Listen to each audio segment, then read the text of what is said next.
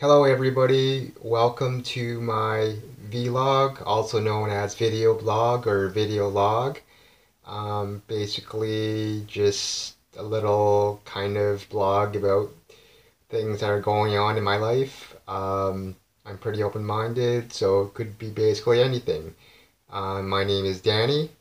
Today is today is Wednesday, March 28, 2018, and it's 9:05 p.m. here. And so I just thought tonight would be a good time to do a video blog.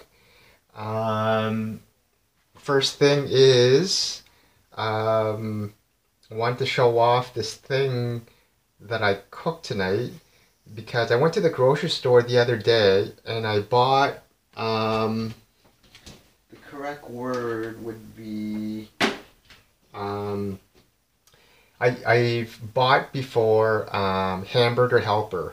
I learned that because I used to have a roommate and he used to love Hamburger Helper, and Hamburger Helper is basically it's kind of like a package sort of thing where you have like pasta and sauce and you add there's different things, and then you have to cook your own hamburger or ground beef.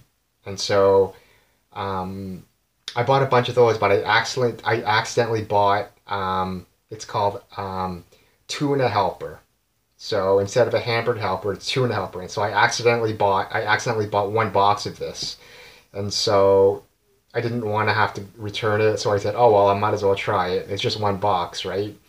So, and I've never tried it before. I have it all cooked here, so I'm just gonna um, talk about it a little bit, and I'm gonna try it, rate on the video, and tell you guys what I think about it. So to prepare this, again, it's already cooked, but and I'm gonna taste it for the first time. What you do is you get one can of tuna, one can of tuna. You drain it, and then you mix in some milk. You mix in some hot water, and well, I might as well just tell you the measurements here. Actually, it's one can of tuna drained, and 2 cups or 500 milliliters of milk, 2 cups or 500 milliliters of hot water, and two tablespoons 30 milliliters of margarine or butter. So the instructions, which I did, is you put all of that together. You get to the boiling point, and then after you hit the boiling point, you simmer it for about 10 to 12 minutes. And then after that, you take the cover off. That's important, and which lets the sauce harden. The sauce hardening is very important, and then you can eat it. So I'm sort of at this point now. So yeah. So this is the box, tuna helper, and like I said, this is the. I had to go to the store and buy the can of tuna, which is this, just the normal can of tuna. Normal can of tuna. And like I said, the milk. And I use margarine. But all right, let's taste this before it gets cold, and I'll tell you what I think. First time ever trying tuna helper. Let me see how this will taste.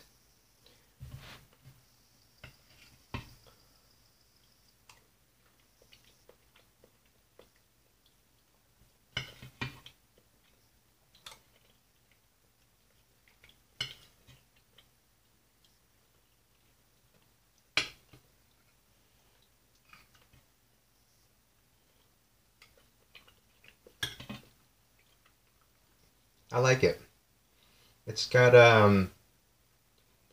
because of the milk and the butter, it's got that creamy sort of taste to it. Not really like an Alfredo, but it's kind of like an Alfredo a little bit. And because you're putting in a whole can of tuna. Well, here I'll show you what pan I'm using. I'm using one of these types of. Let's see if I can show you guys. I think you guys can see my pan. Yeah, I forgot to show you guys actually the actual dish, but I think you guys can see that. So that is the result, and so you're using like that size pan. So if you're putting like 1 can, they're telling us to put 1 can of tuna. I think 1 can of tuna is quite a bit of tuna. And so when I'm eating, when I taste it, just a couple spoonfuls of that, I can really definitely taste the tuna. And the thing is that you're just basically supposed to throw in a whole can of tuna. You don't like cut it up into smaller pieces or whatever, right? So that's quite a bit of tuna. So you're definitely going to, and I did really taste the tuna, which is really good, right? So yeah, what else do I got tonight? I got some instant coffee, which is great. So yeah, all right, not too bad. I'll rinse it down with some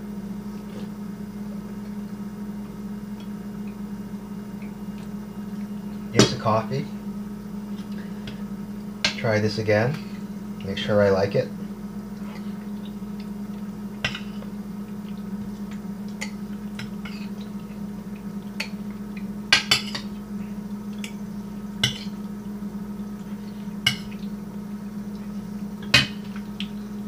Yep, still like it.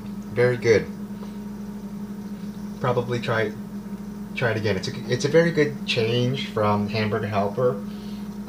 I would have never bought it actually. The Tuna Helper had it not been bought by accident, but I love Hamburger Helper. It's just Hamburger Helper is one of my favorite things, but Tuna Helper, not bad. Maybe I'll buy it again. Not bad. So I just wanted to talk about a few other things while I'm here, make it a bit of a blog. So first thing is I wanted to talk a little bit about soccer, because some of my followers are soccer people, and I do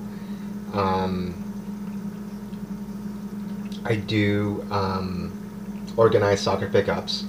I'm still going to be eating this because I can't let this just go cold on me, and I worked kind of hard to get this dish going, so I don't want to ruin it by letting it go cold. So I don't like to eat with my mouth full, so if I have to take pauses, I apologize.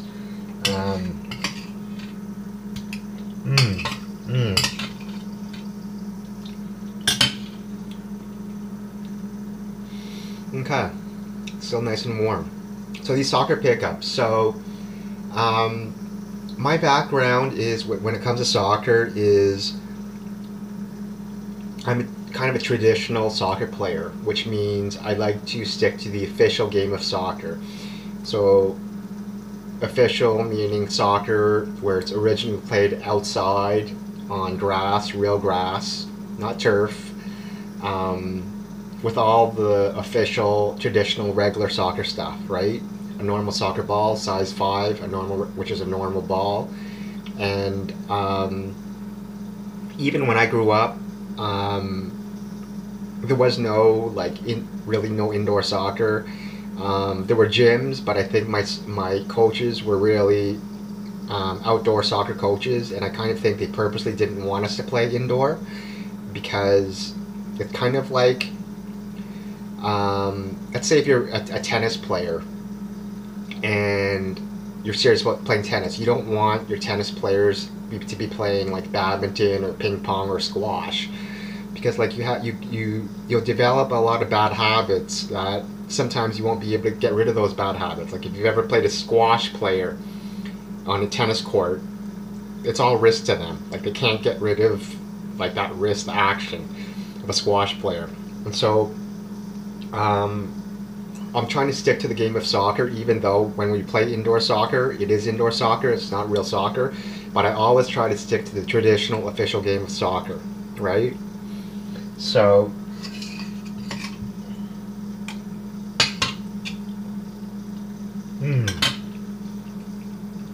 so that being said, I stay away from other forms. Like, I try to stay away from things like futsal, right? So futsal is kind of like an indoor, watered down version of soccer. I stay away from other forms such as futsal as much as I can, right?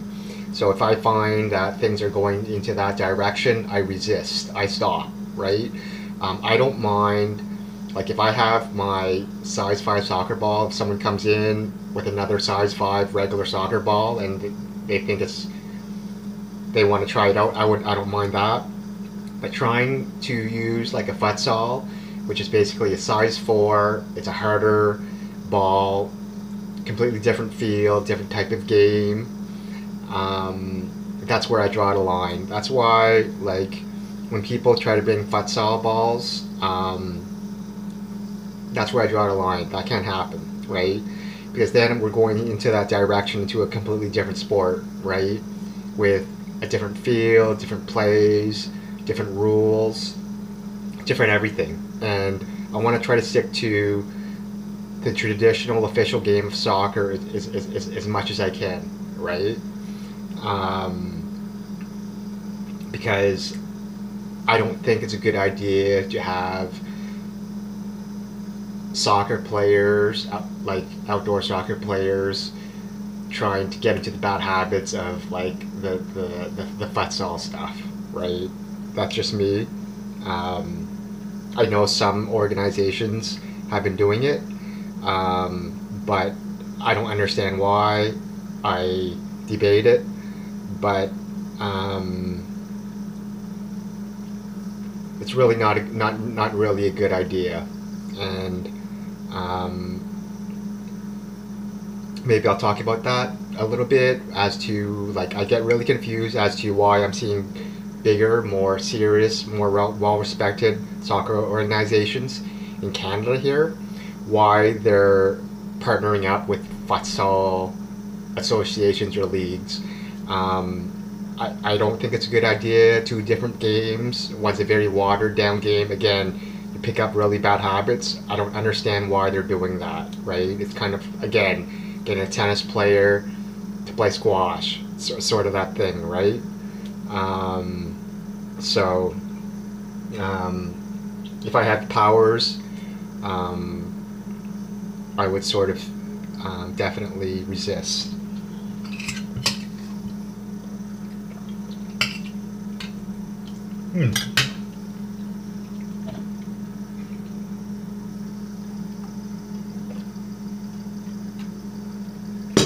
Just doing a helper, not bad. Okay. So yeah. So I just summarize. If you're with me, you're gonna stick to the traditional official game of soccer. I'm not going to go into the direction of other watered down versions like futsal or whatever, right? So you're welcome to play in my soccer games. If you really want to play games like futsal or whatever, I really recommend you joining other groups or other games, right? Where they're going to be using those rules, different rules, with a futsal ball, a very small hardened ball with a different feel, different game, right? I don't have that much time on this for this video. The storage is kind of capped on my mobile, but why not talk about Jersey Shore, right? So the Jersey Shore, the reality TV version that was on MTV. Here in Canada, I still had access to it. I watched it. I think it was at the time I thought it was awesome. It was great. It's been quite a while now. Now it's like they're deciding that after taking this long break that they want to make kind of like a reunion, and that's coming up in sometime in April. It's it's weird because you're used to watching. If you watch the original, it's just teenagers with stupid fights and drunken stuff, and now a lot of them have kids and they're married and they're kind of they're older, but they're probably going to try to bring those things back. Um, I don't I don't have cable anymore. I wish I kind of did because I'd like to watch it. I'll probably find a way to watch it eventually, but it's kind of weird. It's kind of like you've heard of Mike the Situation, Mike Sorrentino. He was charged and recently convicted of tax evasion, right? Where he was specifically, purposely found to be hiding money and doing all these types of things to avoid taxes. And I think that the only thing that's awaiting now after he was convicted is his sentencing. And I think that he will go to jail for sure because they have to send a message out. Usually when it's a high profile person, they try to make an example of that person, meaning they send them to jail. The question is how long, right? You look at like Wesley Snipes. Wesley Snipes was in there for quite a long time, a few years, right? Or the New Housewives of New Jersey, that woman and her husband, they were in there for a little while too, right? So that's what happens, right? You go and you show off, like Mike the Situation, like how many different Ferraris and sports cars and Porsches, and you go and you show off how much money you have with all the jewelry and stuff like that. People are in the States, the IRS, the tax people, they're going to pick up on that and they're going to go after you, right? It's kind of weird because in the show, he's fun to watch, but in many ways, honestly, he's kind of a jerk, right? He's a very egotistical sort of guy. Like even now, right? Like knowing he might go to jail, you follow him on Instagram. He's just selling anything that he can, just trying to make a cent out of everything, right? Those reality TV people, you feel sorry for them when they get convicted, but not really. Okay, this is going to be capped, so thank you for watching. Make sure you subscribe to my YouTube channel. Click on the subscribe button, right? And nice hanging out with you guys for a little while. And so